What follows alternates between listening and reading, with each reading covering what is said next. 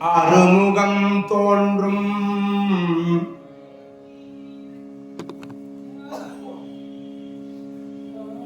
விஞ்சமரில் அஞ்சலன வேல் தோன்றும் நெஞ்சில் ஒரு கால் நினைக்கில் இருகாலும் தோன்றும் முருகா என்று ஓதுவார்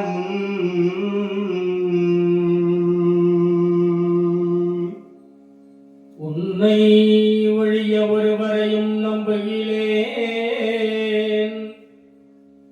உன்னை ஒழிய ஒருவரையும் நம்புகிறேன், பின்னை ஒருவரை யான் பின் செல்லேன்.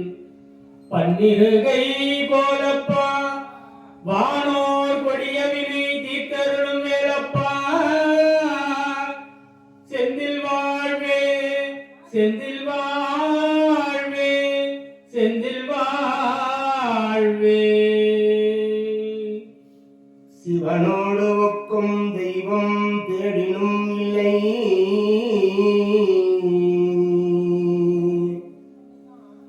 சிவனோடு ஒக்கும் தெய்வம் தேடினும் இல்லை, அவனோடு ஒப்பார் இங்கு யாவரும் இல்லை. புவனம் கடந்ததன்று பொன்னொழி மின்ன கவன சடைமுடி தாமரை யானே. ஆ ஆ ஆ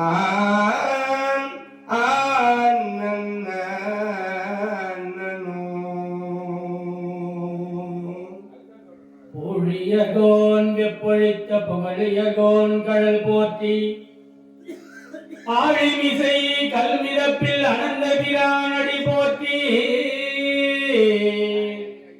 வாழி திருநாவலூர் வன் தொண்டர் பதம் போற்றி,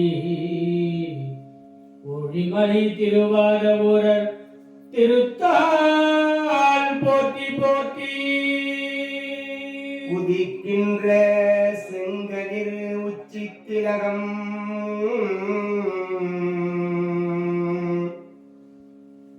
உதிக்கின்ற செங்கதிர் உச்சி திலகம் உணர்வுடையோர் மதிக்கின்ற மாணிக்கம் மாதுளம் போதும் மலர் கமலம்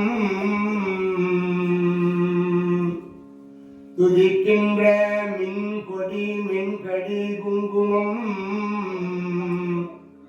தோயன் விழிக்கின்ற வேணி அபிராமியந்தன் விழித்துணையே. ஆ ஆ ஆ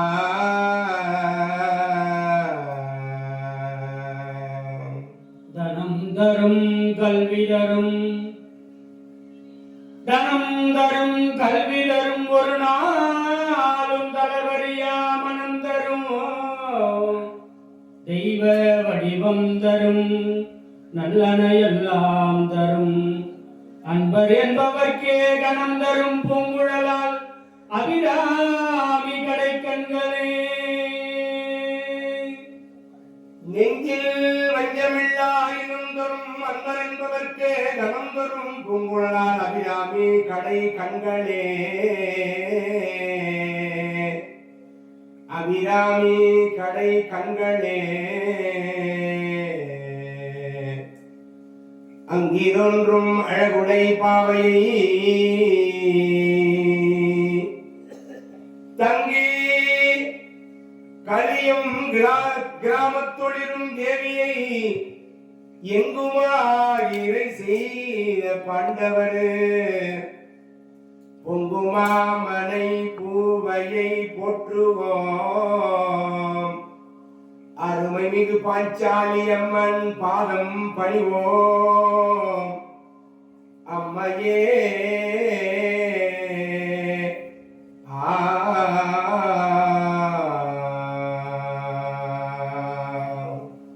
நாயகி நான்முகி நாராயணி, நாயகி நான்முகி நாராயணி, நளின பஞ்சாச்சாயகி சாம்பவி சங்கரி சாமலை சாயுனச்சிவாயகி மாலினி சூலினி வாராகி எந்தாய் ஆயகி ஆதி உடையாள் சரண் அரண் நமக்கே ஆயகி ஆதி உடையாள் சரண் அரண் நமக்கே சரண் அரண் நமக்கே ஆ ஆ ஆ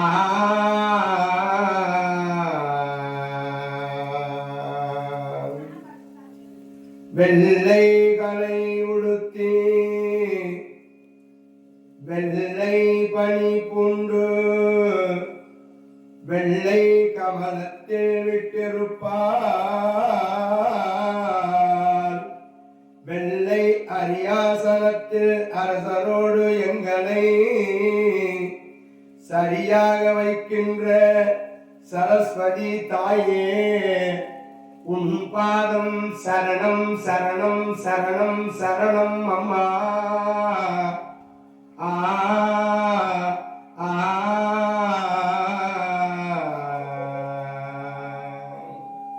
பொறுப்பிலே பிறந்து தென்னன் புகழிலே கிடந்து சங்கத்தி இருப்பிலே இருந்து வைகை ஏட்டிலே தவழ்ந்த பேதை நெருப்பிலே நின்று கற்றோர் நினைவிலே நடந்தோர் ஏனே மறுப்பிலே பயின்ற பாவை மருங்கிலே வளருகின்றார் மருங்கிலே வளருகின்றால் அருள் பழுத்த செழுங்கனியே அகம் பழுத்த சிவஞான அமுதே அருள் பழுத்த செழுங்கனியே அகம் பழுத்த சிவஞான அமுதே அருள் பழுத்த செழுங்கனியே அகம் பழுத்த சிவஞான அமுதே அகம் பழுத்த சிவஞான அமுதே முக்தி பொருள் பழுத்த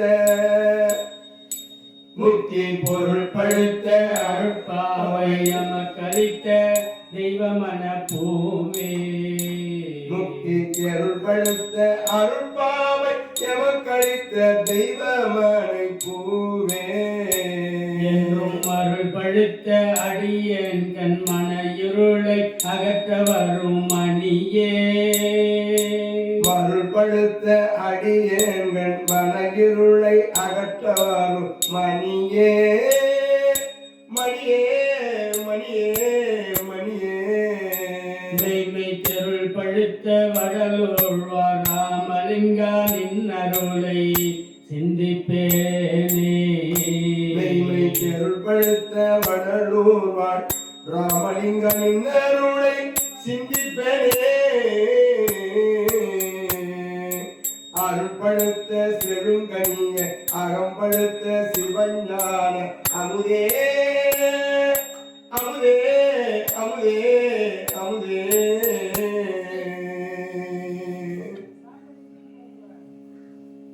ஞானமே வடிவாகிய தனிப்பெரும் கருணை முருகனது திருவருளினாலும் பார்க்கடலிலே பள்ளி கொண்ட நாராயணுடைய பெரும் கருணையினாலும் அகில உலக ஜெகன்மாதா அகிலாண்ட கோடி பிரம்மாண்ட நாயகி அன்னை திரௌபதி அருளினாலும் ஒன்றும் தெரியாத இருந்த எங்களை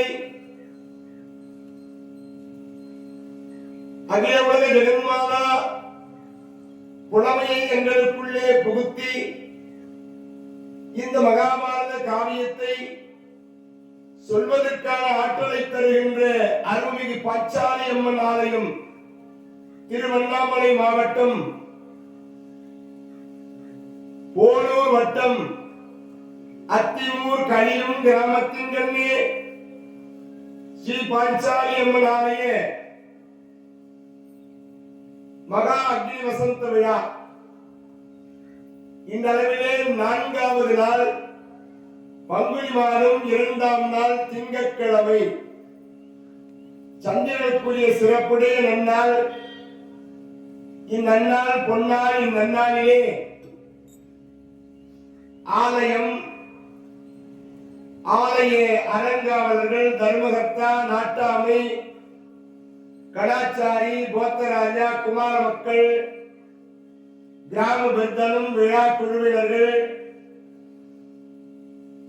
பம்பை, உடுக்கை, மேலும் ராஜமேலும், தீப்பந்தம், அலங்கார சுவாமிகள், அந்தன பெருந்தரைகள், ஆலய பூசாரி, அனைத்து சமயத்தவர்கள், கொஞ்சுமொழி பேசி விளையாடும் குழந்தை செல்வங்கள், ஒளிபெருக்கின் வாயிலாக கேட்டுக் கொண்டிருக்கக்கூடிய பக்த கோடி பெருமக்கள், பெரும் திரளாக வந்து ஆலயத்திலே அமர்ந்து கேட்டுக் கொண்டிருக்கக்கூடிய எனதருமை தாய் உள்ளங்கள், ஆன்றோர் பெருமக்கள், சான்றோர் பெருமக்கள், விவசாய பெருங்குடி மக்கள், நெசவாளர்கள், தொழிலாளர்கள், கிராமத்து இளைஞர்கள், மாணவ கண்மணிகள் ஆக அத்தனை மெய்யன்பர்களையும் ஆண்மனை ஒருமைப்பாட்டுடைய அத்தனை பக்த கோடி பெருமக்களையும் உள்ளம்போடு வணங்குகின்றோம் பெரியோர்களே.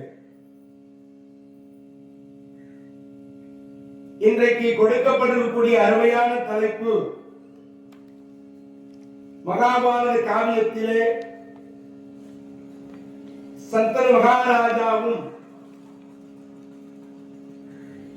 பீஷ்மர் பிறப்பும் என்கின்ற அற்புதமான காவியத்தை சொல்லுவதற்காக மேற்கொள்கின்றோம் பெரியோர்களே. இந்த மகாபாரத காவியம் 40 தலைமுறை. 37வது தலைமுறையில் வந்த அர்ஜுன பெருமானுடைய மகன் அபிமன்யு,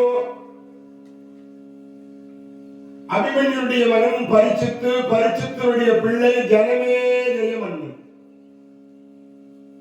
அந்த ஜனமேஜய மன்னனுக்கு பிடித்தது பிரம்மஹத்திய தோஷம். பசுவை கொன்றால் பாவம், சிசுவை கொன்றால் பாவம். ஒரு பிராமணன் யாக வேள்வியிலே விழுந்து இறந்ததின் காரணம் ஜனமேஜய மன்னனுக்கு பிடித்த பிரம்மஹத்திய தோஷம். இந்த தோஷம் நீங்குவதற்கு வியாசருடைய மாணவர் வைசம்பாய முனிவர் அந்த முனிவரை பல்லக்கே சுமந்து வந்து பெரியதோர் மேடை அமைத்து படை சூழே, குடை சூழே, சேனா சைனங்களோடு அவர் மனைவி வபுட்டாதேவியோடு கை கட்டி வாய்ப்பொத்தி இந்த மாபெரும் மகாபாரத காவியத்தை கேட்கின்றான் பெரியோர்களே. வியாசருடைய மாணவர் வைசம்பாய முனிவர் தான் இந்த மகாபாரத காவியத்தை ஜனமேஜய மன்னனுக்கு சந்திர வம்சத்திலே இருந்து சொற்பொழிவாக நிகழ்த்துகின்றார்.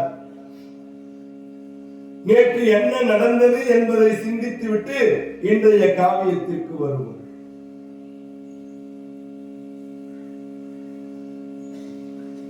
துஷ்யந்த மகாராஜா வேட்டைக்கு சென்றார்.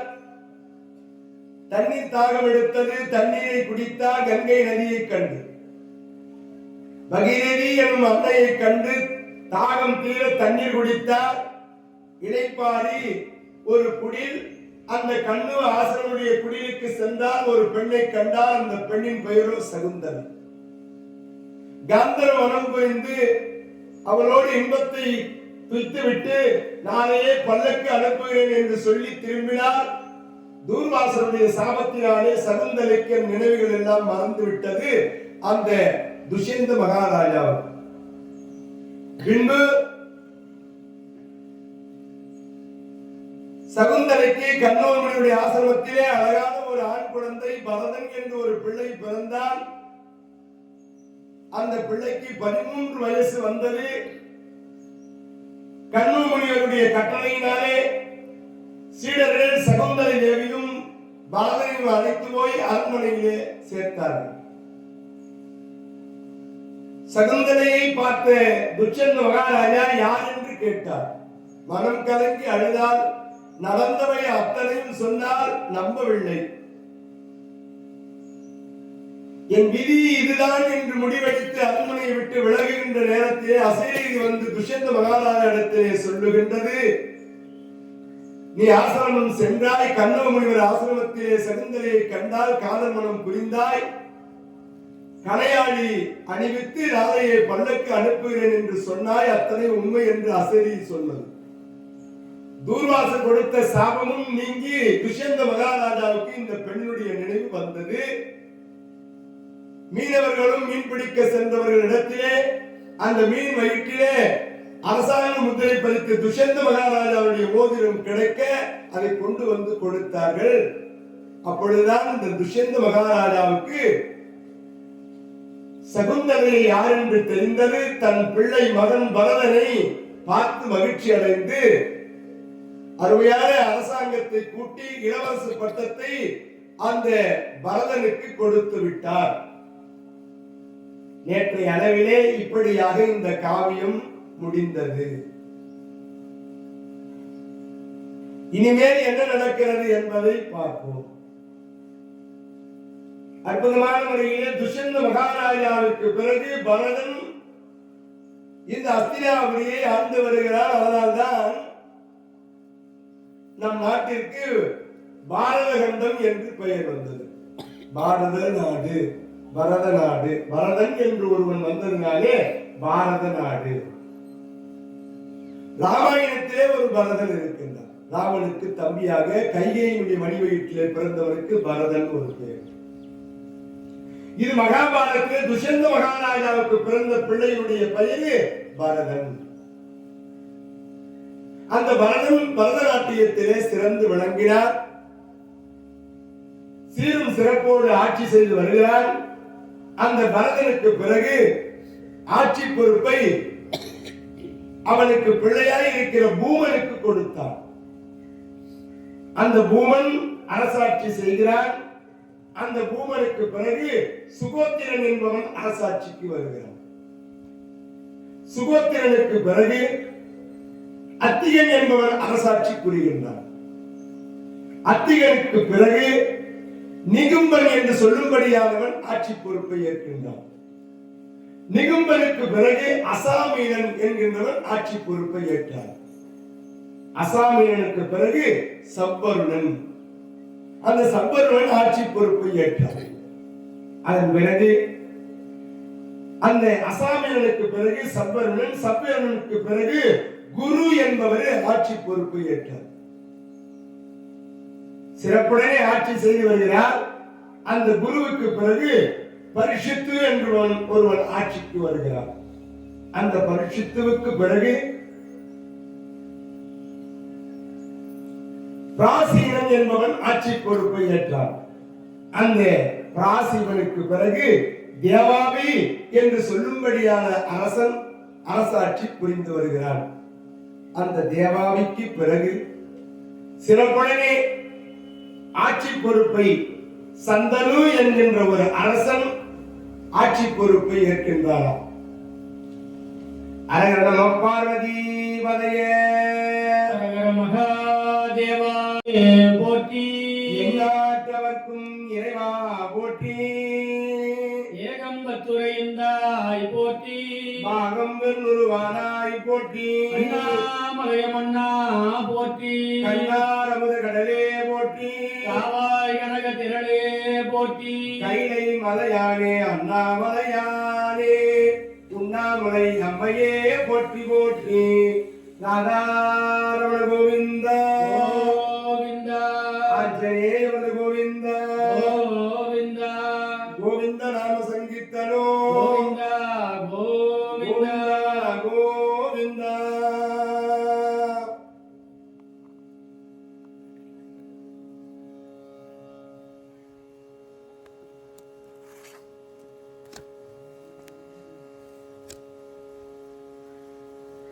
சத்தல் மகாராஜா சிறப்புடனே 34வது தலைமுறை சந்திர பரம்பரையிலே இந்த வரலாறுகளை சொல்லுகின்ற பொழுது ஜனமேஜய மன்னனுக்கு 34வது தலைமுறையில் வந்து சந்திர மகாராஜாவை பற்றி வைசம்பாய முனிவர் ஜனமேஜய மன்னனுக்கு எடுத்துரைக்கிறார். அவர் ஆட்சி எப்படி இருக்கிறதா, அந்த நல்மரபினில் அமுத வெண்திரை அந்த நல் மரபினில் அமுத வெண்திரை சிந்துவின் மிசை வருதிங்களாம் என சந்தனு எனும் பெயர் தரணி காவலர் வந்தனன் அவன் செயல் வகுத்து கூறுவார். சந்தனு எனும் பெயர் தரணி காவலர் வந்தனன் அவன் செயல் வகுத்து கூறுவார். அந்த நல்மரபினில் அமுத வெண்திரை சிந்துமின் மிசை வரு திங்களாம் என சந்தனு எனும் பெயர் தரணி காவலன் வந்தனன் அவன் செயல் வகுத்து கூறுவான். அந்த 34வது தலைமுறையிலே சந்தன மகாராஜா என்று சொல்லும்படியானவர் அரசாட்சி சிறப்புடனே அரசு செய்து வருகிறார். முறை செய்து காப்பாற்றும் மன்னவன் மக்களை சிறப்பான முறையிலே பாதுகாப்பாக இறைவனை போல காத்து வருகிறாராம். எல்லா மக்களும் இவனை தெய்வமாக போற்றுகின்றார்கள். அப்படிப்பட்ட ஒரு அரசாட்சியை செய்து வருகிறார் சந்தன மகாராஜா. சிறப்புடனே ஆட்சி செய்து வருகிறார் சந்தன மகாராஜா. நல்லாட்சி புரிந்து வருகிறார். யாருக்கும் எந்த விதமான குறை இல்லாத ஆட்சியை புரிகின்றார் சந்தன மகாராஜா. நீதி தவறாத ஆட்சி செய்கிறார். வறுமையில்லாத ஆட்சி செய்கிறார். வளமான ஆட்சி செய்கிறார். கல்வர்மயமில்லாத ஆட்சி, திருடர் பயமில்லாத ஆட்சி, கொள்ளையர்கள் இல்லாத ஆட்சி, கொலை களவு சூது குடி இல்லாத ஆட்சி. அவருடைய ஆட்சி நல்ல ஆட்சியா. மக்கள் எல்லாம் போற்றுகின்றனர், தெய்வமாக துதிக்கின்றனர் அரசனை. நீதி தவறாத ஒரு ஆட்சியை புரிந்து வருகிறார்.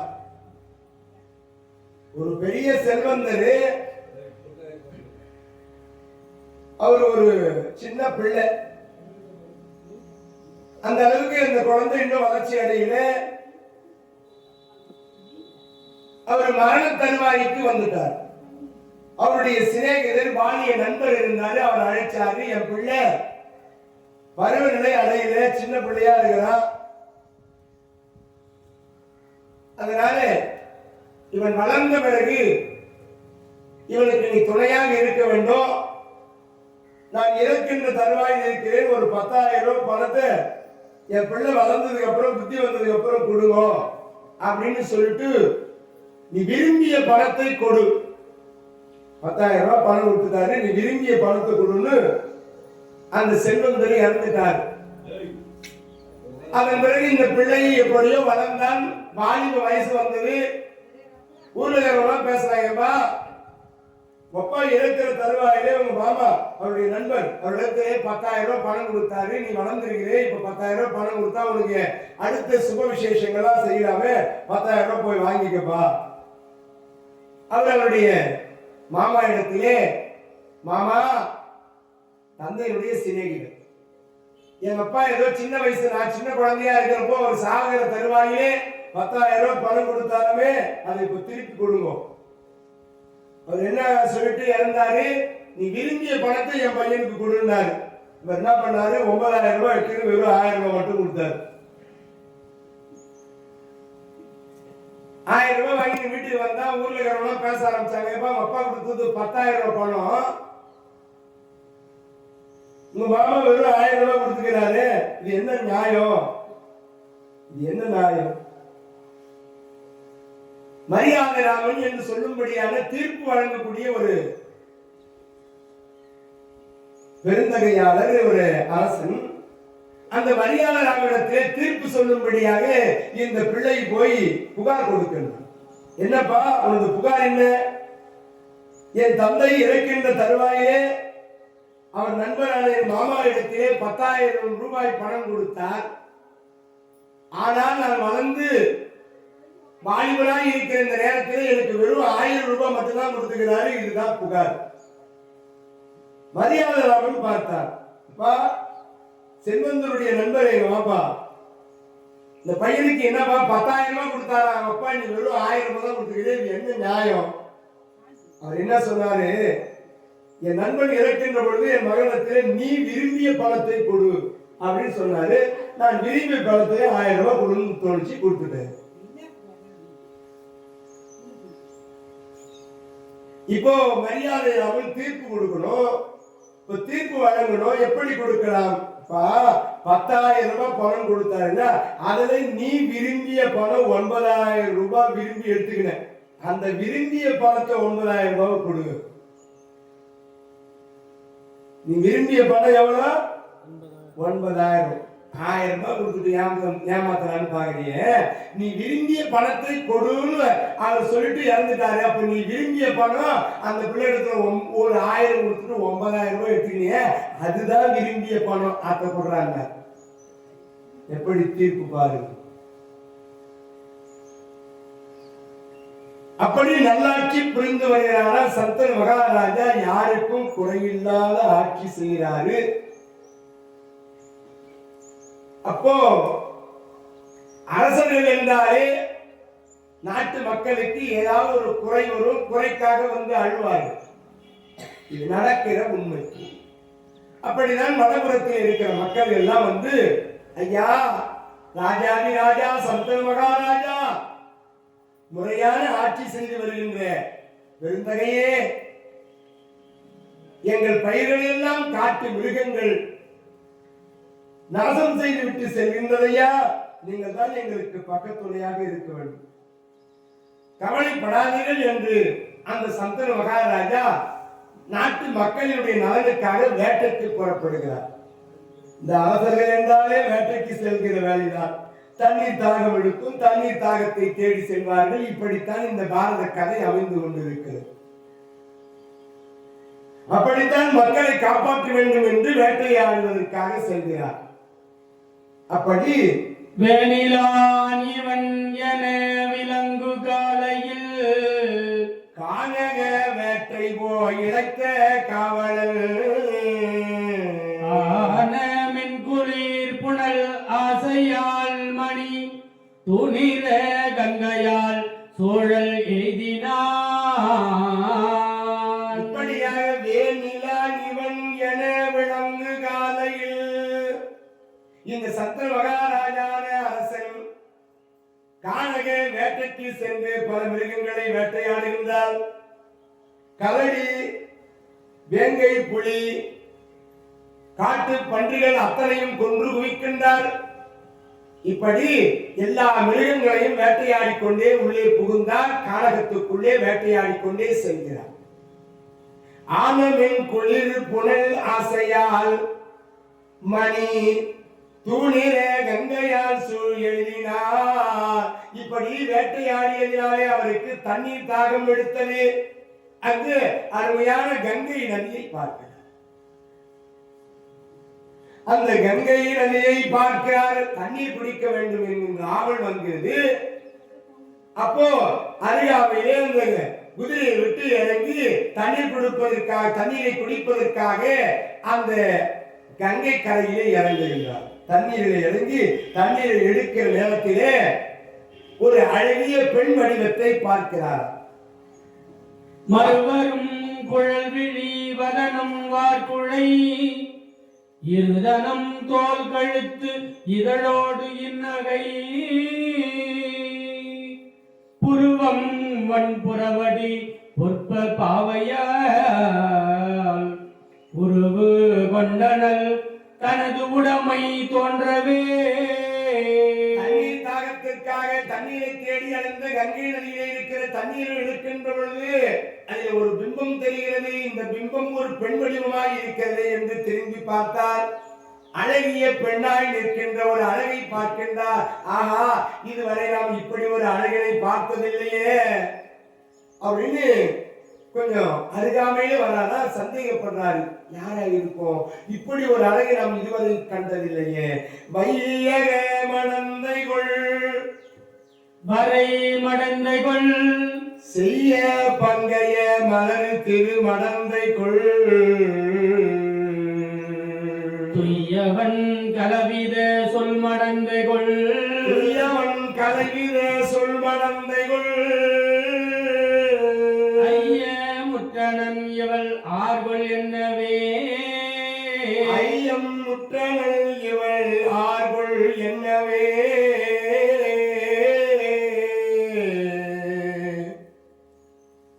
இப்படி ஒரு அழகை நான் இதுவரை கண்டதில்லையே என்று சந்தன் மகாராஜா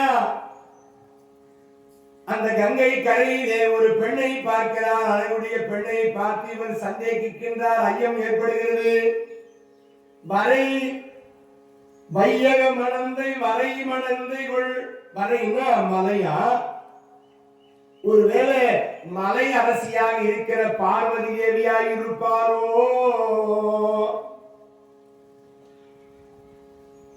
சிவனில் பாதியாக இருக்கிற பார்வதி அம்மையாரா இருப்பாரோ? இவ்வளவு அழகாக இருக்கின்றாரே. வரை மடைந்தைகுள் செய்ய பங்கைய மலர் திருமடந்தைகுள். இவள் முகம் சிவப்பாக தெரிகிறது, சிவந்த முகமாக இருக்கின்றதே. இவள் பார்க்கடலில் பள்ளி கொண்டிருக்கக்கூடிய அந்த நாராயணுடைய திருமார்பிலே இருக்கக்கூடிய மகாலட்சுமியாய் இருப்பாரோ? இவள் யாராக இருப்பாள்? கையகமடந்தைகுள் வரைமடைந்தகுள் செய்ய பங்கைய மலர் திருமடந்தைகுள். யாராய் இருப்பாள்? இல்லை இவள் பூலோக பெண்தானா? இவள் பூலோக பெண்ணாக இருப்பாளா? இல்ல தேவலோக பெண்ணாக இருப்பாளா? நான்கண் மலரிலே நாவிலே குடிகொண்ட சரஸ்வதி தேவியாய் இருப்பாளா? மும்மூர்த்திகளுடைய துணைவிகளாக இருக்கின்றாரா என்று ஐயமுற்று பார்க்கின்றாரு. என்னன்னா தேவர்களுக்கு மானிடர்களுக்கும் ஒரு வித்தியாசம் உண்டுங்க. இந்த தேவர்களுக்கு கண் இமைக்காது, கண் இமைத்து இருநிலம் காலும் தோய்தலால் பெண்ணிவள் மானுட பிறப்பினால் என என்னும் முற்றி அவள் அருகி எய்தி யாவசை புண்ணியம் என புகழ்ந்து போற்றினான். தேவர்களுக்கு கண் இமைக்காது, கால்கள் நிலத்திலே தோயாது. ஆனால் இந்த பெண்ணை பார்க்கின்ற பொழுது கண் இமைக்கின்றது, கால்கள் நிலத்திலே தோய்கின்றது. தேவ மாதர்களுக்கு தேவர்களுக்கு இந்த கண் இமைக்காதா, கால் நிலத்தப்படாது, அந்த இடத்திலே தான் இருக்கும். கண் இமைத்து இருநிலம் காலும் தோய்தலால் பெண்ணிவள் மானுட பிறப்பினால் என எண்ணம் முற்று அவள் அருகு எய்தி யாவசி புண்ணியம் இவள் ஆர்கொள் என்னவே. இப்படி ஒரு பிரம்மாண்டமான அழகை நாம் இதுவரை கண்டதில்லையே. இந்த பூலோகத்திலே இப்படி ஒரு அழகினை நான் எந்த தேசத்திலையும் பார்த்ததில்லையே. இந்த அத்தியாவதியை ஆண்டு வருகின்ற சத்தன் மகாராஜாவாக நான் விளங்கிய இந்த காலகட்டத்திலே இப்படி ஒரு அழகுடைய பெண்ணை நான் பார்க்கவில்லையே.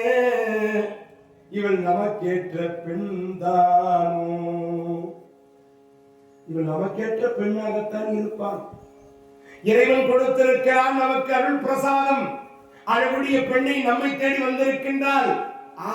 என்று அருகாமையிலே செல்கின்றான். எனக்கேற்ற பெண்தானடி, நீ எனக்கேற்ற பெண்ணடி,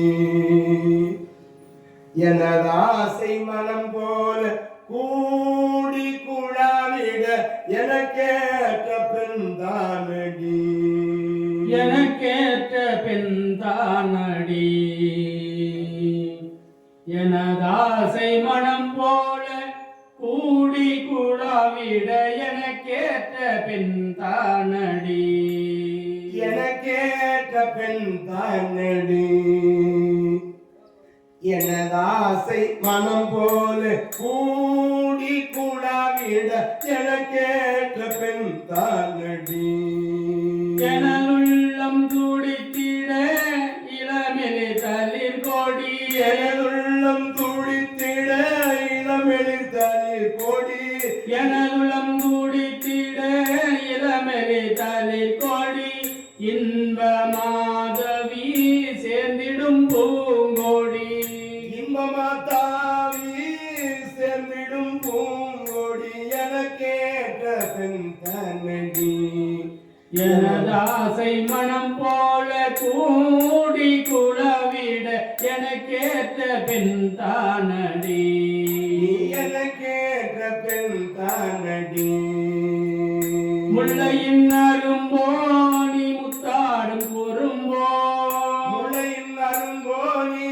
முத்தாடும் குறும்போனி முல்லையின் அரும்போனி முத்தாடும் குறும்போனி எல்லையில்லா அழகின் வளர்ந்திட்ட கரும்போனி எல்லையில்லா அழகில் வளர்ந்திட்ட கரும்போனி எனக்கேற்ற பெண் தானடி எனதாசை மனம் போல கூடி குழாவிட எனக்கேற்ற பெண் தானடி எனதாசை மனம் மனம் போல கூடி குழவிட எனக்கேற்ற பெண் தானடி எனக்கேற்ற பெண்ணாகத்தான் இவள் இருப்பாள் என்று அறியாமையிலே போய் நின்று பெண்ணே அப்படின்னு குரல் கொடுத்தாராம். நீ யார் பெண்ணே? இப்படி ஒரு அழகை நான் இதுவரை கண்டதில்லை. உன் அழகை பார்த்த உடனே நான் என்ன பேசுவது என்று புரியவில்லை. ஏதோ என் மனமானது உன்னை நாடுகின்றது என்று இந்த சந்தன மகாராஜா நீ பெண்ணே யார் என்று கேட்டார். உன் பேர் என்ன? என் பெயர் கங்கை, பிரம்மனால் படைக்கப்பட்டவன் நான். எனக்காகவே உன்னை படைத்திருக்கின்றான். மலரின் மெல்லியது காமம், சிலர் அதன் செவ்வி தலை கொடுவார் என்று சொல்வார். ஆகவே இந்த அற்புதமான கங்கை இடத்திலே பேசத் தொடங்குகின்றார் சந்தன மகாராஜா. பெண்ணே, உன் அழகை கண்டவுடனே நான் காதலாகிவிட்டேன். மனம்தான் உன்னைதான் மணக்க வேண்டும் என்கின்ற எண்ணம் எனக்கு வந்துவிட்டது.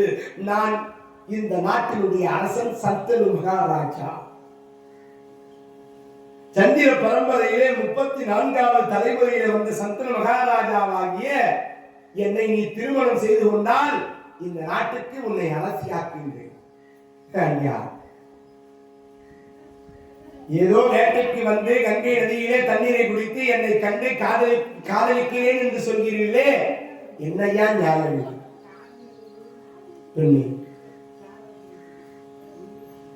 ஏதோ தெரியவில்லை, என் மனமானது உன்னையே நாடுகின்றது.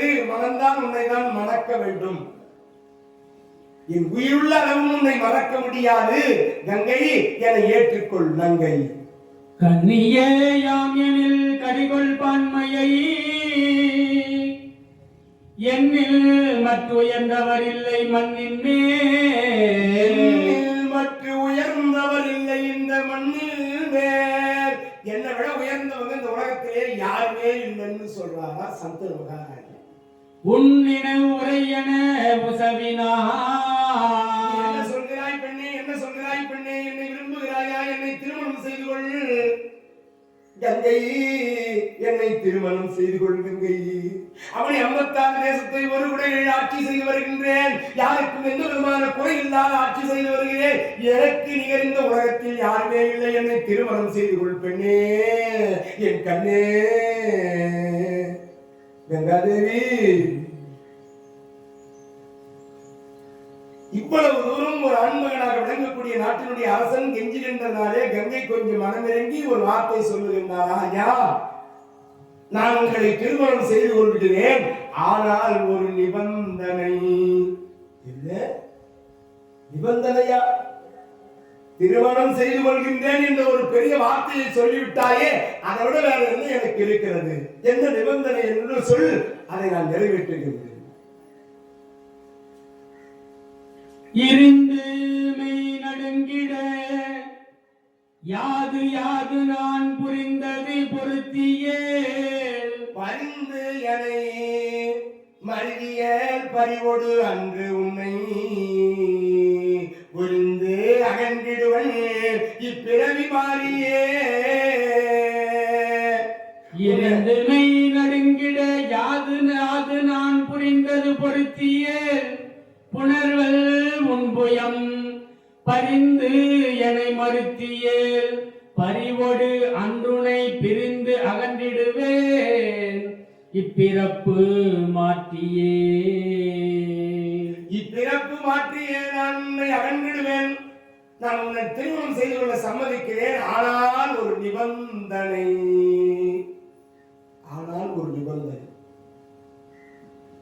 நான் என்ன தவறு செய்தாலும் நீ பொறுத்துக்கணும். உங்க மனசு நோகிறபடிதான் நான் செய்வேன். அதையெல்லாம் நீங்க பொறுத்துக்கணும். என்னை ஏன் ஒரு கேள்வி கேட்டீங்கன்னா அப்பவே கோச்சிட்டு நான் போயிடுவேன் எங்க அம்மா வீட்டுக்கு. ஒரு பெண்ணாகப்பட்டவள் என்ன தவறு செய்ய போகிறாள்? மனம் இடிந்து போகின்ற அளவுக்கு என்ன தப்பு பண்ண போறா? ஒரு வேளை குழம்பு வைக்கிறான்னா கொஞ்சம் உப்பு கம்மியா போட்டு போறா. நம்ம உப்பு கொஞ்சம் போட்டுட்டு சாப்பிடலாம். கொஞ்சம் உப்பு மிகுதியா போட்டுட்டா, அதிகமா உப்பு போட்டு குழம்பு வச்சுட்டாங்கன்னா கொஞ்சம் தண்ணி ஊத்தின்னு சாப்பிடலாம். என்ன கிடைக்குது? ஏன் எதுக்கு என்னன்னு கேள்வி கேட்க கூடாது. இதுதானே நிபந்தனை. இதை விட வேற என்ன பெரிய தவறு செஞ்சு போறா ஒரு பெண்ணு? அந்த நிபந்தனைக்கு நான் ஒப்புக்கொள்கிறேன். எனது உயிர் அரசு,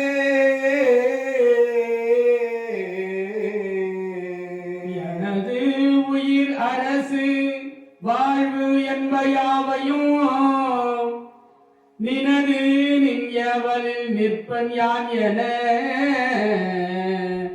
வனிதையை மருட்டினான் மன்றல் எண்ணியே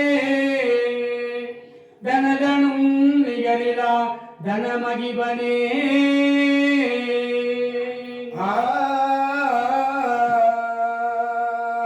எனது உயிரே அம்மா கங்காதேவி, என் உயிரே உனக்குத்தான் கங்க.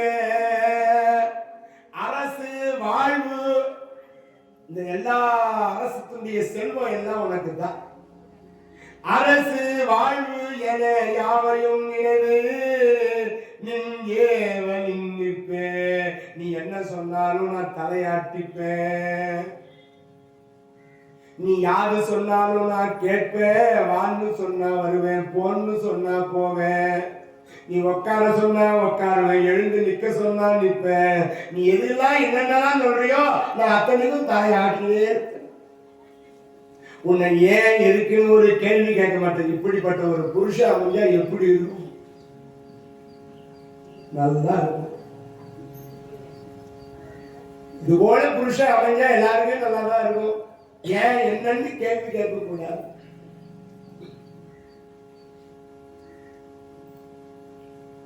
அந்தோ எனது உயிர் அத்தனையும் உனக்கே தருகிறேன். நீ என்ன சொன்னாலும் கட்டுப்படுகிறேன். நிபந்தனை அத்தனைக்கு நான் கட்டுப்படுறேன். உன்னை ஒரு கேள்வி கேட்க மாட்டேன்.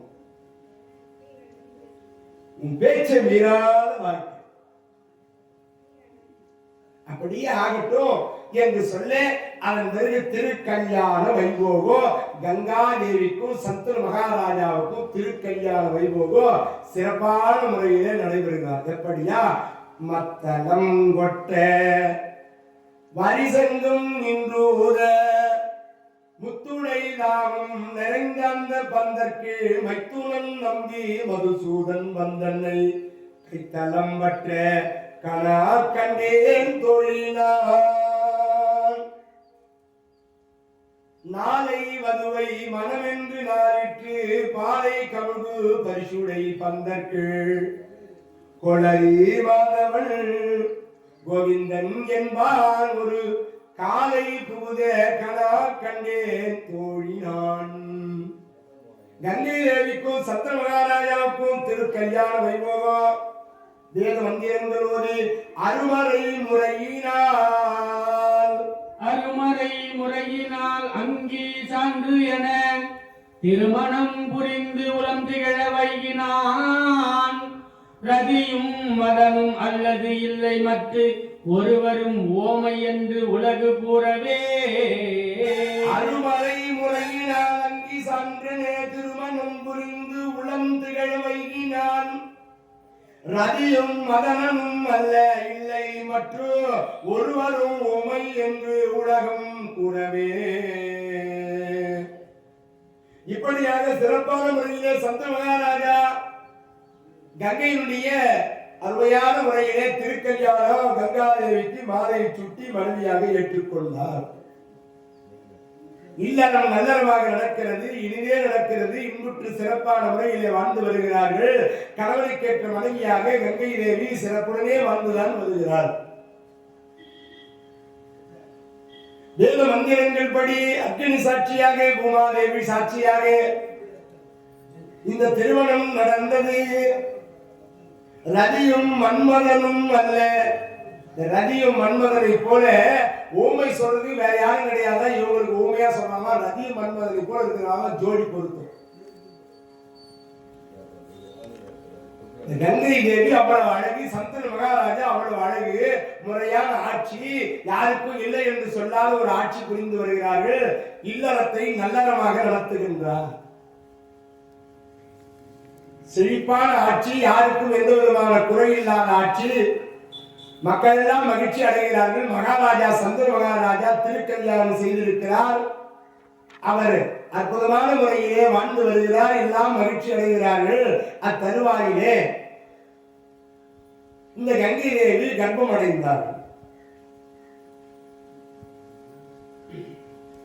அப்படி கர்ப்பம் அடைந்த பிறகு மாதம் கழிந்தது, 10 மாதம் நிறைந்தது. ஒரு அழகான ஆண் குழந்தை பிறந்தது. எல்லோரும் மகிழ்ச்சி அடைகிறார்கள். சந்திர மகாராஜா இடத்துல வந்து, ஐயா உங்களுக்கு வாரிசு பிறந்திருக்கின்றது, ஒரு குழந்தை, ஆண் குழந்தை. மகாராஜாவுக்கு ஆசைன்னா ஆசை, கொள்ள பெரிய பிள்ளைய பார்க்கணும். சந்திர மகாராஜா அரண்மனைக்கு ஓடி வருகிறாரு. கங்கா தேவியை காணல. கங்கையே காணலப்பா. எங்கன்னு பார்த்தா அந்த அம்மா இந்த பிறந்த குழந்தையை கொண்டு போய் அதன் கழுத்தை முறித்து ஆற்றிலே வீசிவிட்டு திரும்பி வருகிறாளாம். பருவமுற்று அன்புடன் பயந்த மைந்தனை பொறுப்புணல் புதைத்தனல் புவனம் காணவே. பொறுப்புணல் புதைத்தனல் புவனம் காணவே. சில பகல் மணந்து மான்விழி கரு உயிர் தனல் என கலிக்குள் காலையில் பிறந்த குழந்தையை கழுத்தை முறித்து கொன்று அதை ஆற்றிலே வீசிவிட்டு வருகின்றதை பார்த்த சந்திர மகாராஜா, ஏன் இதுக்கு ஒரு கேள்வி கேட்க முடியல, ஏன் இப்படி பண்ணது கேட்டா நம்ம விட்டு பிரிஞ்சிடுவானோ. அப்பவே நிபந்தனை சொன்னா இல்லையா, என்ன ஏன்னு கேட்டா உன்னை பிரிந்து நான் எங்க அம்மா விட்டு போயிடுவியா, நீ இப்படியே பண்ணியே இரு. பரிந்து என்னை மறுத்தியல் பறிவடு அன்றுனை பிரிந்து அகன்னிடுவல். ஆமா, நீ இப்படியே பண்ணிட்டு நான் எங்க அம்மா விட்டு போயிடுவேன், என்னை விட்டு பிரிஞ்சிடுவாளோ என்ற பயத்தினாலே கேள்வி கேட்பாரா இவரு. கம்முனுகிறார், வாய் மூடி எதையும் பேச முடியும்.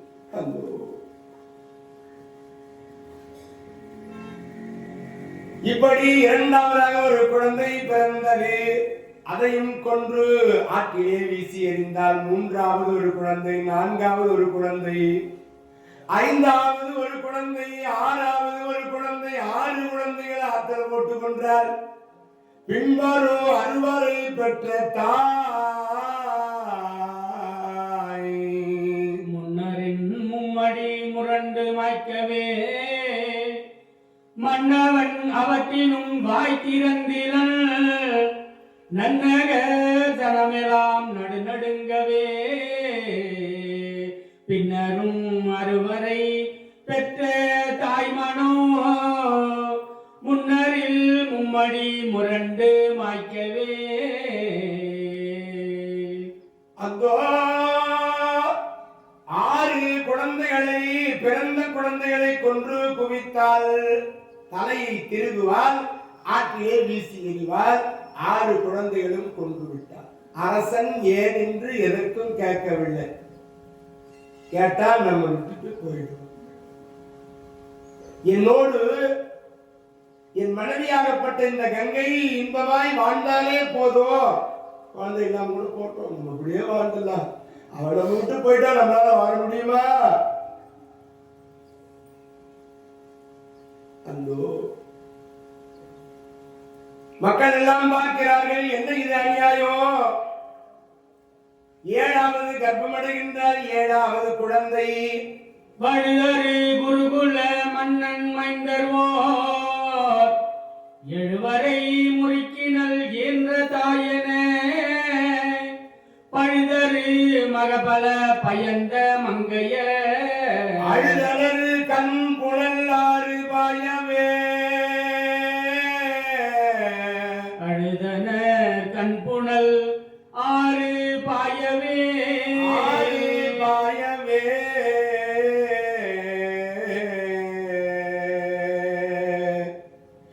இந்த 7வது கர்ப்பமடைந்து குழந்தை பிறந்தது. 7வது குழந்தையும் கழுத்தை முறித்து கொண்டு போய் ஆத்துல வீசிட்டு வந்துட்டா மக்கள் எல்லாம் பாக்குறாங்க. மக்கள் எல்லாம் அழுவ ஆரம்பிச்சுட்டாங்க. இந்த மகாராஜா அழுகுற மாதிரி தெரியல. என்ன பெத்த குழந்தை எல்லாம் ஆத்துல கொண்டு போய் போட்டு கொண்டு விடுறானேவா, இந்த மகாராஜா ஏன் எதுக்கு என்னன்னு கேட்க மாட்டாருன்றாரு. அவருக்கு வாரிசு இல்லாம இருக்குதா? அரசு புரிவதற்கு இவருக்கு பின்னே ஆட்சி செய்வதற்கு பிள்ளை வேணுமே. என்ன அநியாயம்? எல்லாரும் பேச ஆரம்பிச்சுட்டாங்க. இந்த திருமணம் செய்த கங்கையாகப்பட்டவள் 7 குழந்தைகளை ஆற்றில் வீசி கொண்டுட்டா இவ கண்மணம் படைத்தவளாக இருப்பாளா? இப்படிப்பட்ட ஒரு பெண்ணை பூலோகத்திலே நாம் பார்த்தது இல்லையே. பிறந்த குழந்தையை போய் ஆற்றிலே கொன்று குவிக்கின்றாரே, அந்தோ இந்த மகாராஜா கேட்க மாட்டேன்றாரேன்னு மக்கள் எல்லாரும் பேச ஆரம்பிச்சு கூட்டம் கூடி எல்லாம் அரண்மனைக்கு வந்துட்டாங்க. மகாராஜா வெளியே வாங்கோ, மகாராஜா வெளியே வாங்கோ. 7 குழந்தைய கொண்டுட்டாலே இவளை ஏன்னு கேட்டா நம்ம விட்டு பிரிஞ்சுடுவாளே, அந்த ஞாபகத்திலே மனைவி ஞாபகத்திலே குழந்தை இல்லாம கூட இருந்ததால ஒரு அரண்மனையிலே கதவு முடிவு உள்ளகிறார். வெளியே வாங்கோன்றாங்க. மக்கள் எல்லாம் திரண்டு இருக்கிறாங்க. ஏராளமான பேர் வந்து சூழ்ந்துட்டாங்க. மகாராஜா என்னையா என்ன ஆட்சி புரிகிறீர்கள்? ஒரு குழந்தை அரசாங்கத்தில் பிறந்தால் அது யாருக்கு சொந்தம்? அரசாங்கத்துக்கு சொந்தம். மக்களுடைய பிள்ளை, இது மக்களுக்கான அரசன். அப்படிப்பட்ட குழந்தையை கொள்ளுகின்றார்கள். நீங்கள் பார்த்து கொண்டு வறுமனை அமர்ந்திருக்கின்றீர்களே, ஏன் என்னன்னு கேட்க மாட்டேங்க? என்ன நியாயம் இது? என்ன அநியாயம் இது? மகாராஜா வெளியே வந்து மக்களை திரண்டு வந்து கேள்வி கேட்க ஆரம்பிச்சிட்டாங்க. இனிமேல நாம் நம்முடைய மனைவி கங்கையை கேட்காமல் விட்டுவிட்டால் மக்களுடைய கேள்விக்கு நாம் ஆளாகி விடுவோம் என்ற பயத்தினாலே 8வது குழந்தை பிறந்தால் கட்டாயம் கேட்கிறேன் என்று சந்தன மகாராஜா மக்களுக்கு ஆறுதல் சொன்னார். நாராயண கோவிந்தா கோவிந்தா. நிறுத்துக மரபினை நிலை பெறும்படி வெறுத்து எனை முனியினு வெண்டுமானிது மறுத்தனன் யான் என மனம் செய்யாது இனி பொறுத்து அருள் புரிய இப்புதல்வன் தன்னையே கங்கா. இனி பொறுத்து அருள் புரிக இப்புதல்வன் தன்னையே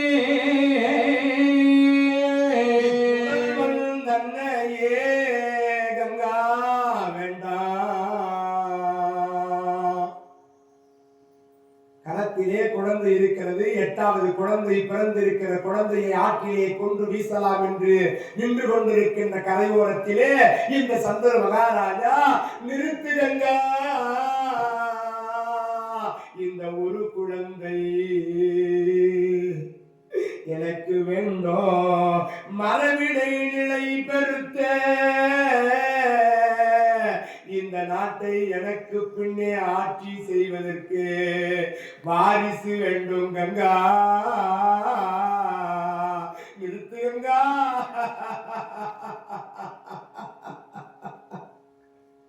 என்று கண்ணீர் வடித்து அழுகின்றார். இந்த அம்மா கோபப்படுறாங்க. காலிலே விழுகின்றார். சந்தன மகாராஜா மனைவி காலில் விழுந்துட்டார். கங்கா கங்கா கங்கா, நிறுத்து கங்கா, இந்த ஒரு குழந்தையை நீ கொள்ள வேண்டாம், என் மரபினை இந்த அரசை காப்பதற்கு ஒரு பிள்ளை வேண்டும் கங்கா, வேண்டாம் வேண்டாம் வேண்டாம். காலிலே, மனைவி காலிலே சந்தன மகாராஜா காலிலே விழுகின்றார். எனக்கு அருள கூடாதா, நெஞ்சில் உனை நினைத்தால் வல்வினை விலகி ஓடாதா, ஈசா விலகி ஓடாதா, ஐந்தெழுத்தானவனே இறைவா அருள கூடாதா, நெஞ்சில் உனை நினைந்தால் வல்வினை விலகி ஓடாதா, ஈசா விலகி ஓடாதா.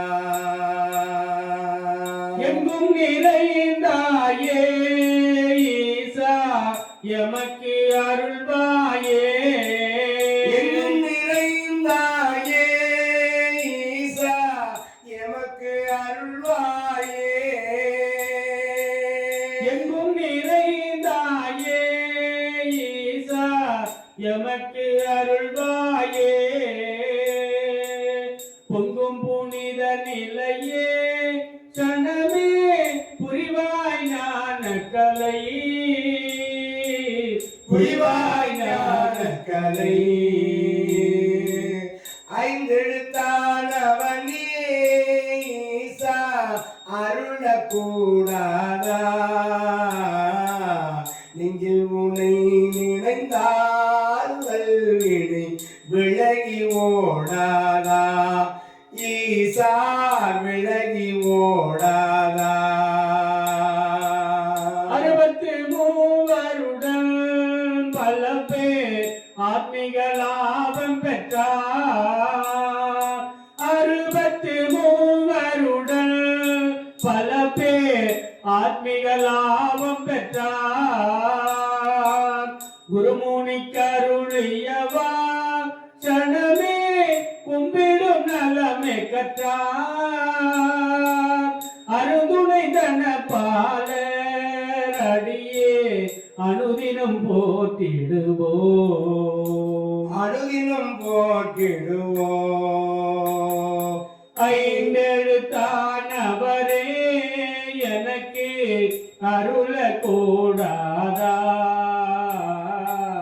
நெஞ்சில் உன்னை நினைத்தால் வல்வினை விலகி ஓடாதா, ஈசா விலகி ஓடாதா. இறைவா என்று இந்த அம்மையார் புனிதவதி முறையிடுகிற பொழுது கரங்களிலே அந்த மாங்கனி வந்து நிற்கிறது. இறைவனே வந்து கொடுத்தால் இதை பரமதத்தன் பார்க்கிறார். பார்த்தார்கள். அந்த அடுத்த கணமே அந்த கனியானது மறைந்து விட்டதா. ஒன்றுபட்டு ஓமை பொருள்களால் கண்டும் அன்று தொட்டு இவனும் அகன்ற பூங்கொடியை அழகுற எழுதி முன் வைத்தோ, ஒன்றுபட்டே ஓமை பொருள்களால் கண்டு உரைத்த படித்தவை எடுத்து எடுத்து உரைத்தோம் மன்னரில் தலை நாள் விளை கொடும் மணந்த மடந்தையர் வதனமும் நோக்கா என்று இனி கிடைப்பது என்று உளம் வருந்தி என்னும் நாள் எல்லை ஆண்டு இருந்தார் என்று இனி கிடப்பது என்று உளம் வருந்தி என்னும் நாள் எல்லை ஆண்டு இருந்தாந்தோ கங்கா. இந்த கங்கையை பிரிந்து அரண்மனைக்கு வந்த இந்த சந்திர மகாராஜா அன்றைய நாள் முதல் இந்த கங்கையினுடைய நினைவாக வாழ்கின்றார். அந்தோ என்னை பிரிந்தாயே கங்கா, நீ எங்கு சென்றாயோ கங்கா, நீ எங்கு சென்றாயோ கங்கா, உன்னை பிரிந்து எப்படி நான் வாழ்வேன் கங்கா. அரசர்கள் மனைவி பிரிந்தாலும் கூட பல போத மாதர்கள் இருப்பார்கள். பல பெண்களை திருமணம் செய்து கொள்வதற்கு அவர்களுக்கு அதிகாரம் ஒன்று செய்து கொள்வார்கள். ஆனால் பிரிந்த சோகத்தோடு கங்கையை பிரிந்து இந்த சந்திர மகாராஜா ரொம்ப மனக்கவலையோடு இருக்கிறார். அன்று தொட்டு அந்த நாளில் இருந்து அவருக்கு உண்ண விரும்பவில்லை, உறக்கவில்லை, உடல் மெலிந்திருக்கிறது. அந்த மனைவி பிரிந்த சோகம் தாங்க முடியல. எத்தனை துயரம் இருக்கோ இந்த சந்திர மகாராஜாவுக்கு. அந்த அரசவைக்கு சரியா வர்றது கிடையாது, தூங்குறது கிடையாது, சாப்பிடுறது கிடையாது, எந்த ஒரு வேலையும் செய்வது கிடையாது. எங்கு பார்த்தாலும் கங்கையினுடைய நினைவாகவே தெரிகிறதா. எந்த ஒரு பிம்பத்தை பார்த்தாலும் யாரை பார்த்தாலும் கங்காவா இருப்பாளா, என்னுடைய மனைவியா இருப்பாளா, கங்கை போன்று தெரிகிறது. அவள் உருவத்தை எண்ணி அவளை பார்ப்பது போலே இருக்கின்றதா. உறக்கம் வரவில்லையா. இப்படி கூட இருக்கின்றவர்கள் எல்லாம் பார்த்தார்கள். அரசவையிலே வந்து செல்வனுடைய அவருடைய நண்பர்கள் எல்லாம் பார்க்கிறார்கள், சேவகர்கள் எல்லாம் பார்க்கிறார்கள், வேலைக்காரர்கள் பார்க்கிறார்கள், அவர்களுக்கெல்லாம் கூட இருக்கிற மந்திரிமார்கள் எல்லாம் பார்க்கிறார்கள். அரசே, இப்படி சோகத்தோடு இருந்தால் என்ன அர்த்தம்? இப்படியே கவலையோடு இருக்கிறீர்களே. சரி, அந்த கங்கை நதியிலே தான் ஒரு முறை எங்களை எல்லாம் அழைத்து சென்றீர்கள் வேட்டையாடுவதற்காக. எங்களை விட்டு அந்த நேரத்தில் தான் கண்டுபிடித்தீர்கள். அவர்கள் உங்கள் பார்வையிலே பட்டார்கள். அந்த கங்காதேவி ஒருவேளை அங்கு மீண்டும் சென்றால் அவர்கள் இருப்பார்களோ, பார்க்கலாமா என்று கூட இருக்கின்ற மந்திரிமார்கள் எல்லாம் யோசனை சொன்னார்கள். அப்படியே ஆகட்டும், போகலாம். அந்த நினைவுபடுத்துகிறார்கள். பழகின இடம், பேசின இடம், பார்த்த இடம், அமர்ந்த இடம், தங்கின இடம், உறங்கின இடம், உண்ட இடம், நீராடிய இடம், இப்படி பல இடங்களிலே இந்த கங்காதேவி நம்மோடு இருந்தாலே அந்த கங்கைக்கு மீண்டும் சென்றால் அவளை நாம் சந்திக்கிற வாய்ப்பு கிடைக்கும் என்று அந்த மந்திரிமார்கள் எல்லாம் அழைத்து செல்கிறார்கள் இந்த சந்திர மகாராஜாவை. பின்வொரு தினத்தில் அமைச்சரும் பிறரும் கங்கை கரையில் காணும் கனவு கலைந்து போகும் கோலங்கள். கங்கை கரையில் காணும் கனவு கலைந்து போகும் கோலங்கள். இதயம் கூட பாரம் என்று உடைந்து போன ஊடல்கள். இதயம் கூட பாரம் என்று உடைந்து போன ஊடல்கள். கண்களில் பார்த்தே கனவாய் உள்ளம் மாறியதென்பது மெய்தானே. கண்களில் பார்த்தே கனவாய் உள்ளோ மாறியதென்பது மெய்தானே. ஆசைகள் என்ன, ஆணவம் என்ன, உறவுகள் என்பதும் பொய்தானே. ஆசைகள் என்ன, ஆணவம் என்ன, உறவுகள் என்பது பொய்தானே. உடம்பு என்பது உண்மை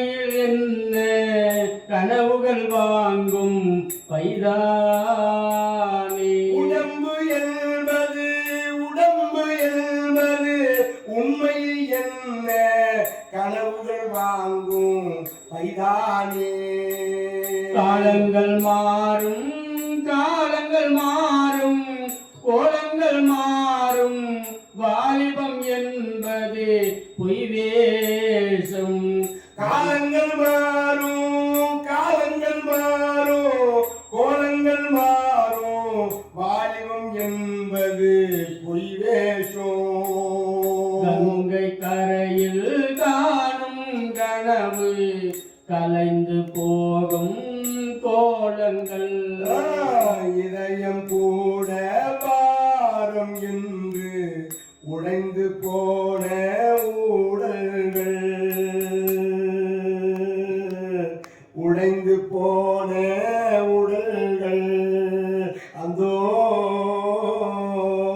பண்டு தானவளை எதிர்படும் கனக பைங்கொடி பந்தர்வாழ் நிழலும். பண்டுதான் அவளை எதிர்படும் கனக பைங்கொடி பந்தர்வான் நிழலும். உயிர் உருக பள்ளி பெருக்கில் எந்த உருக பரவசத்தில் உள்ளே உயிர் உருக. கட்டி பேருக்கில் எந்த ஊனுருக அந்த பரவசத்தின் உள்ளே உயிர் உருக. சக்தி எல்லாம் திறந்து சிவம் பெருக. சக்தி எல்லாம் திறந்து சிவம் பெருக. எந்தன் சந்ததியே உந்தனுக்கு அடிபணிய இறைவா. சித்தமெல்லாம் எனக்கு சிவமயமே உம்மை சேவித்த கரங்களுக்கு இளைமயமே. சித்தமெல்லாம் எனக்கு சிவமயமே. தன்னை திறந்து வைத்த கருப்பொருளே கோவில் கதவை திறந்தழைத்த திருவருளே. கண்ணை திறந்து வைத்த கருப்பொருளே கோயில் கதவை திறந்தழைத்த திருவருளே. கண்ணை திறந்து வைத்த கருப்பொருளே கோவில் கதவை திறந்தழைத்த திருவருளே. வெண்ணை நல்லூர் உரையும் அருட்கடலே. வெண்ணை நல்லூர் உரையும் அருட்கடலே. வந்து எம்மை ஆளுகின்ற பரம்பொருளே இறைவா. சித்தமெல்லாம் எனக்கு சிவமயமே உம்மை சேவித்த கரங்களுக்கு இளைமயமே. சித்தமெல்லாம் எனக்கு சிவமயமே சிவமயமே சிவமயமே என்று அருந்ததியாகப்பட்ட அந்த பெண்மணி சிவனை நோக்கி கடுமையான தவம் புரிந்த போது சிவபெருமான் காட்சி கொடுத்தார். அருந்ததி, உனக்கு என்ன வரம் வேண்டும் கேள். இந்த அருந்ததி ஒரு வரம் கேட்கின்றார். சுவாமி, வசிஷ்டருடைய மனைவியாக வாழ்ந்து கொண்டிருக்கிறேன். என்னுடைய கணவர் வசிஷ்டர், எல்லோருக்கும் தெரியும். என் பெயரோ அருந்ததி, எல்லோருக்கும் தெரியும். நான் மிக மிக அறவுடைய பெண்ணாக இருப்பதினாலே என்னை யார் பார்த்தாலும் என்னுடைய கற்பு போய்விடும். ஆகினாலே நான் யார் கண்ணுக்கும் தெரியக்கூடாது. என் கணவனுக்கு மட்டும்தான் நான் தெரிய வேண்டும். மற்றவங்க யாருக்கும் நான் தெரியக்கூடாது. அவங்க வரம் கேட்டாங்க. என் கணவன் ஒருவனை தவிர மற்றவர்கள் யாரும் என்னை பார்ப்பதற்கு அனுமதி கிடையாது. நான் யாரு கண்ணுக்கும் தெரியக்கூடாது என்று ஒரு வார்த்தை கேட்டதினாலே இவளை போல் உலகத்திலே கற்புக்கரசி யாரும் கிடையாது. ஆகையால் தான் அருந்ததி என்கின்ற நட்சத்திரம் யார் கண்ணுக்கும் தெரியாது. அதனாலதான் இப்படி ஒரு கற்புக்குடைய பெண்ணுக்கு கணவனாக இருந்த வசிஷ்டரிடத்திலே என் மகன், நமது மகன் இந்த தேவவிரதன் என்று சொல்லும்படியான நம் மைந்தன் பாடம் பயின்றான், வேதங்களை படித்தார் என்று அறிமுகம் செய்திருக்கிறார். பூந்துழாய் மாலை போர்வழி படையோன் பொன்னடி பொலிவுற வணங்கி பூந்துழாய் மாலை போர்மழு படையோன் பொன்னடி பொழிவுற வணங்கி எந்து நீள் சிலையும் பலகனை மறையும் ஏனைய படைகளும் பயின்றான் ஏனைய படைகளும் பயின்றான். பூந்துழாய் மாலை போர்மழு படையோன் இவன் வேதங்களை தத்துவங்களை கலைகளை எல்லாம் வசிஷ்டரிடத்தில் படித்தான். அதன் பிறகு இவன் படித்தது என்ன தெரியுமா? போர் பயிற்சி திறனை, வில் கலைகளை பரசுராமனிடத்திலே படித்திருக்கிறான். 2 பேர் வாத்தியார். யாருக்கு? நம் மகனான தேவவர்தனுக்கு வேதங்களை கற்றுக் கொடுத்தது வசிஷ்டரே. அருந்ததிபதி இந்த பரசுராமரிடத்திலே இவன் போர் பயிற்சி கலைகளை கற்றிருக்கிறான். யானைப்படை, குதிரைப்படை, தேர்ப்படை, காலப்படை, அதிரதர், மகாரதர், சமரதர், அத்தரதர், யானையற்றம், குதிரையற்றம், வாச்சண்டை, வில்சண்டை, குத்துச்சண்டை, மல்சண்டை, கதைச்சண்டை, இப்படி பல பயிற்சிகளை இவன் பரசுராமனிடத்திலே பாடம் பயின்றிருக்கிறான் என்று இந்த 2 ஆசிரியரிடத்திலே படித்து இவனை ஆளாக்கி இப்பொழுது வயது 16 வயது ஆகியிருக்கிறது என்று தன் மகனை கங்கை தேவி கரை ஓரத்திலே சந்த மகாராஜாவான தன் கணவரிடத்திலே கரத்தோடு கரம் பிடித்து ஒப்படைத்தான். இதுதாங்க உங்க பிள்ளை, இப்படி நான் வளர்த்திருக்கிறேன், இவ்வளவு பெரிய மகனாக நான் வளர்த்திருக்கிறேன், உங்களுக்கு எந்த வேலையுமே இல்லை. பிள்ளைய வளர்க்கிற வேலை உங்களுக்கு இல்லை, நான் வளர்த்து படிக்க வச்சு ஆளாக்கிட்டேன். மகப்பெரும் அவரில் ஒருவரும் பெறா